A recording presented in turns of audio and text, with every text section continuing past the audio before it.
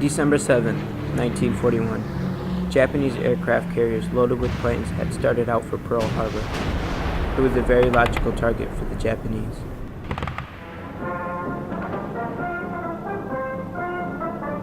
The islands of Hawaii are only 2,500 miles from California and 3,000 miles from Japan.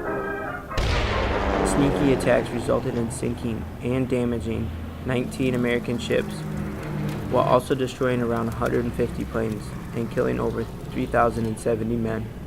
By crippling this great U.S. naval base, the Japanese would have become complete controllers of the Pacific. At the same time, Germany and Italy declared war on the United States, sparking the beginning of World War II.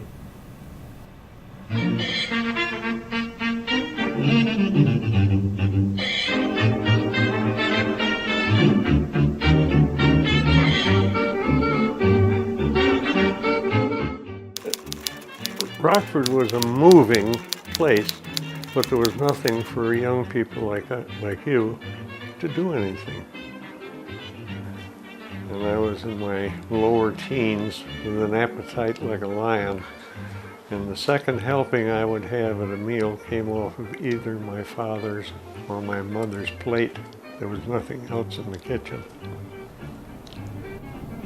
But it was a very interesting town to be in, but nothing like it is today, because there are things to do.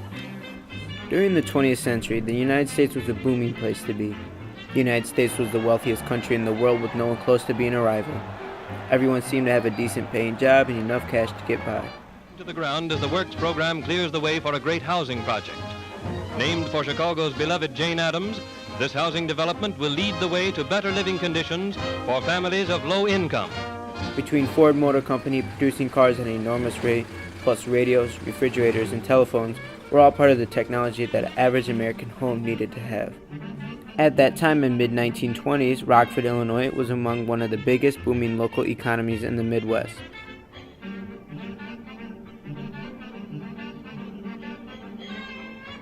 Phil attended grade high school at Lincoln Independent School, which was just a little over 2 blocks away from his house.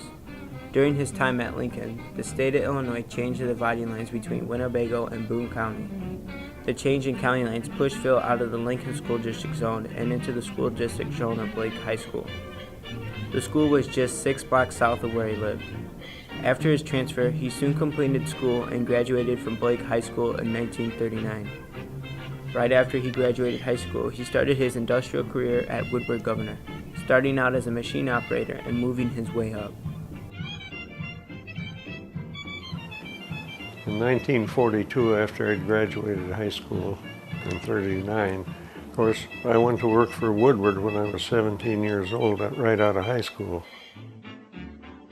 At that time in the mid-1920s, Woodward Governors Company was just beginning to become the world's oldest and largest independent designer, producer, and service provider control solutions for aircraft engines, industrial engines, turbines, power generation, and mobile industrial equipment in the world.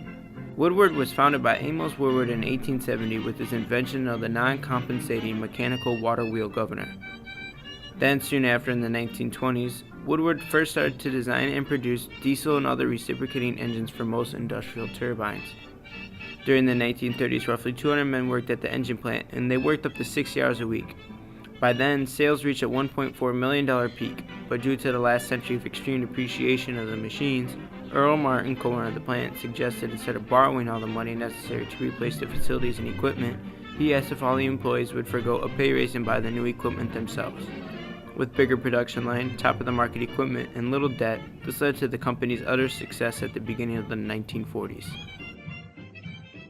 But when you got into industry, you really learned what the world was like.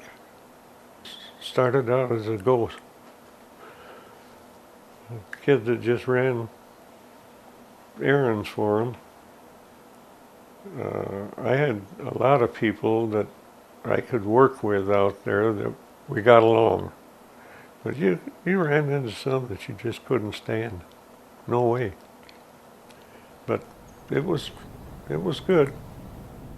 The old man had a psychological outfit come out in chess every single man that worked for Woodward, and there were about 125 at that time. And they made up a test.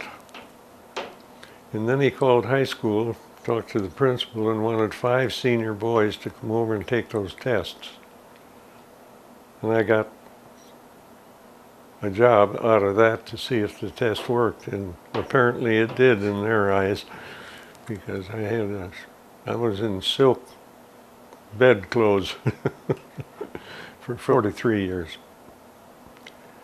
But it's a very interesting deal, and then by the word of Earl Martin, and Earl hated the church I went to like a purple passion, but he thought I was good for the company. So boy, everything I wanted to do, I got to do. You know, you have to make friends. Phil became friends with many of his fellow co-workers. Only a few short months after working at Woodward, he then joined the Navy to start his electrical maintenance profession. A report on the Navy after 2 years of war. In the Pacific alone, the enemy has lost a total of 721 vessels sunk, of which 205 were warships sent to the bottom. The Japs hit by fleets of bombers and by the salvos of naval guns.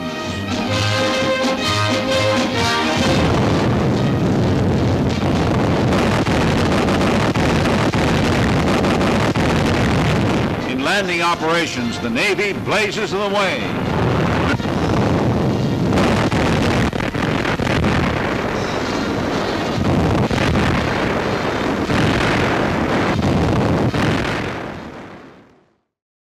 I got out of the elevator, and here was a Navy chief petty officer out there.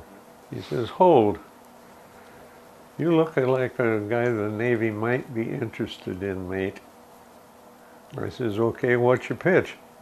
Well, he says, "The first thing you do is go down to the Navy recruiting office," and all I say is, "Tilt." That's not my deal. And he says, "Tell them Chief so-and-so sent you to take the Eddy test." What is the Eddy test? The Eddy test was a commonly used name for a classification examination. It was given as a means of identifying men with the capability and aptitude for being trained in the enlisted ranks as electronics maintenance technicians in the U.S. Navy and U.S. Marine Corps. The Eddy test needed to identify students with the basic capability and psychological fitness to pursue such instruction. The test was known to have been very successful for this purpose, but passing the Eddy test served as the passport to the electronics training program, possibly the best technical training program then available in the armed services. Lo and behold, I had a grade of 86. Well, geez, that's almost C, at least here. But I got third-class petty officer. And when I went into Great Lakes that I didn't know of, that I was a first-class sailor because I'd passed the exam. So they sent me to Chicago, Navy Pier, and we had 7 months in Chicago. There were 5,000 students out there at the time. During that time, Phil was in Chicago with over 5,000 students, all studying and learning how to work with and understand all the electrical equipment that the Navy would be operating with. Phil studied in Chicago for 4 months with highly classified information about electronics on the naval ships. By the time Phil had finished his studying, he could fix any electrical equipment that the Navy owned.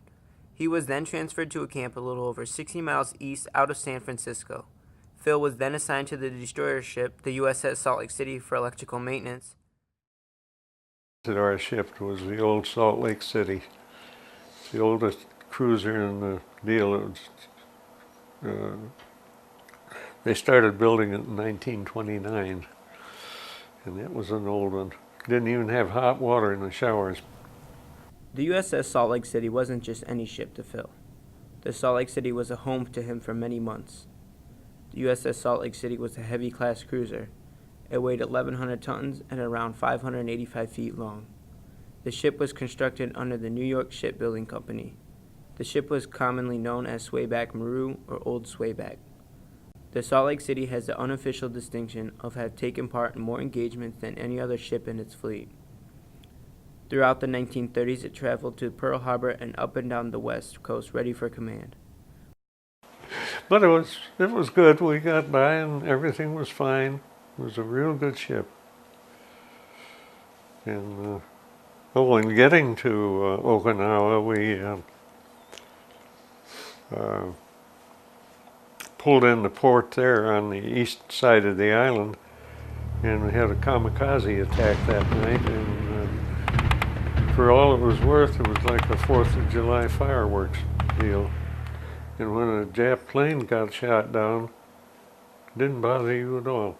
You didn't give any money for the pilot that was in that plane. He just wasn't there. It was just a piece of equipment that's being destroyed. Radar is the act of short pulses of radio energy being transmitted and then reflected off metallic objects. With short pulses of radar being timed on an oscilloscope, which is an electronic testing instrument that allows observation of constant varying signal voltages, it can determine the range and even the direction of the target. With these two variables combined, it produced a fix, also referred to as an exact location. But radar tells us all this. With radar, our ships can see through smoke, through fog, through darkness. Radar puts a finger on the unseen enemy. During the mid-1930s, many nations began to develop radar with extreme secrecy about it, such as Germany, Great Britain, the USSR, Japan, and the United States. But during World War II, progress was rapid and of great importance. But both the Army and Navy needed a way of remotely locating and tracking down enemy ships and their aircrafts. Radar was one of those factors that helped lead the United States. If you're on duty, and when we were on duty, it was 24 hours. In a transmission shack, and they'd call in various times during the morning and want us to change the frequency on a transmission so they could go to another station. So we always had something to do, and there was an awful lot of equipment to clean up and work on. But if they didn't see anything or couldn't see anything and it didn't work, then it was my job to get it to work. That's all I did. And one of the fellows that I was working with on the Salt Lake City had a brother who was the communication officer on the adjacent island, which was the B-29 base. And he says, get on the first boat back to your ship and listen to the news tonight. It is big. That's the day they bombed Hiroshima. And he knew it. But he couldn't tell us. And I was notified that I was being discharged the night before we hit San Francisco. So I had duty when we came into the port. So I had to be all packed up and everything when we got into port. After Phil was discharged, he then went back to work for Woodward for many years. Following his almost lifelong career at Woodward, he then retired to where he currently enjoys life.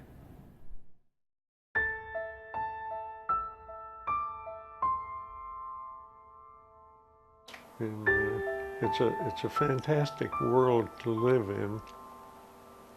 And the last couple of years I've been thinking real hard, and it came to me, and I finally heard it by a psychologist on television.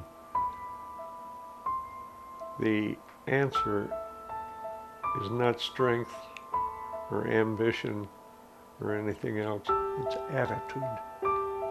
How do you take a kick in the teeth? You spit the teeth out, put a smile on and say hi and keep going. It's all you can do because there isn't anything you can do about it. And you have to learn that. And there's a lot of them around here that haven't learned it yet. But it makes life easy. But when you're in an apartment the size of this place, alone, you're sorrowful because you lost someone, a loved one, and that's tough. It really is. I still cry after 17 years. And you're lonesome. And if you stay in that apartment all day and eat 2 meals and then go down to the dining room for dinner, you're lonesome all the time.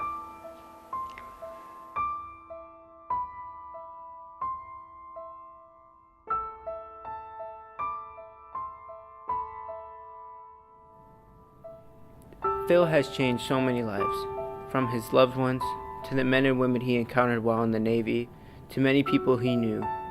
Phil has taught a lot of people the value and moral of life and to embrace it while you can.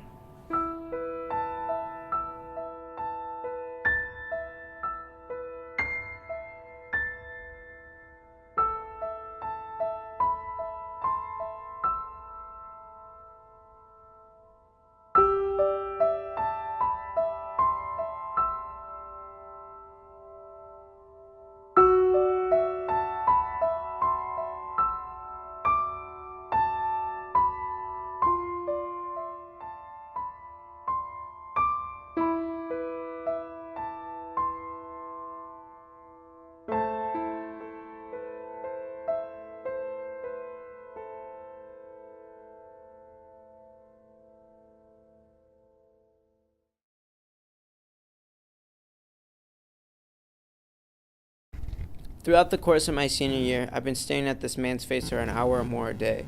Between spending some of my nights after school and some weekends, I wouldn't trade this opportunity for anything else in the world. I knew this class was going to consume most of my free time in my senior year, but getting the chance to meet Phil Moran and listen to his stories changed my personal view on many topics today. Phil has taught me to never take anything for granted. He also taught me to enjoy life while you can and to love the ones around you because tomorrow is never promised. But most importantly of all, to always try your hardest and strive for the best. Like Phil said, the answer is not strength nor ambition, it's attitude.